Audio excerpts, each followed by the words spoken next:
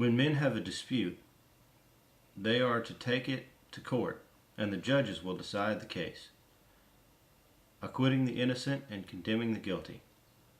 If the guilty man deserves to be beaten, the judge shall make him lie down and have him flogged in his presence with the number of lashes his crime deserves.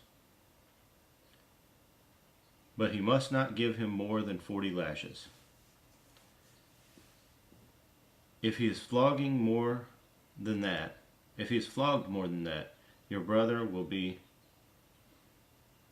degraded in your eyes. Do not muzzle an ox while it is treading out the grain. If brothers are living together, and one of them dies without a son, his widow must not marry outside the family. Her husband's brother shall take her and marry her, and fulfill the duty of a brother-in-law to her. The first son she bears shall carry on the name of the dead brother, so that his name will not be blotted out from Israel. However, if a man does not want to marry his brother's wife, she shall go to the elders at the town gate and say, "My husband's brother refuses to carry on his brother's name in Israel. He will not fulfill the duty of a brother-in-law to me." Then the elders of his town shall summon him and talk to him.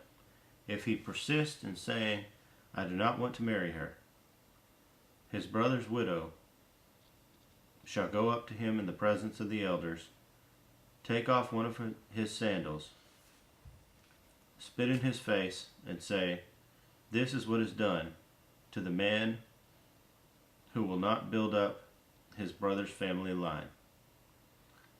That man's line shall be known in Israel as the family of the unsandaled."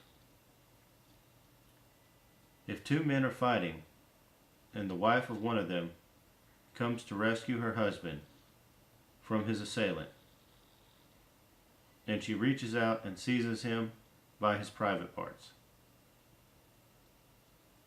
you shall cut off her hand.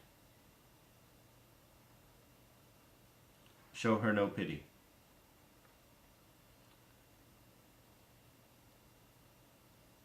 Do not have two differing weights in your bag, one heavy, one light. Do not have two differing measures in your house, one large, one small. You must have accurate and honest weights and measures, so that you may live long in the land the Lord your God is giving you. For the Lord your God detests anyone who does these things, anyone who deals dishonestly.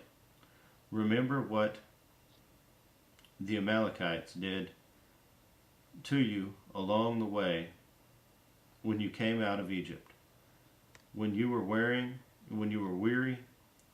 and worn out. They met you on your journey and cut off all who were lagging behind. They had no fear of God. When the Lord your God gives you rest from all your enemies around you in the land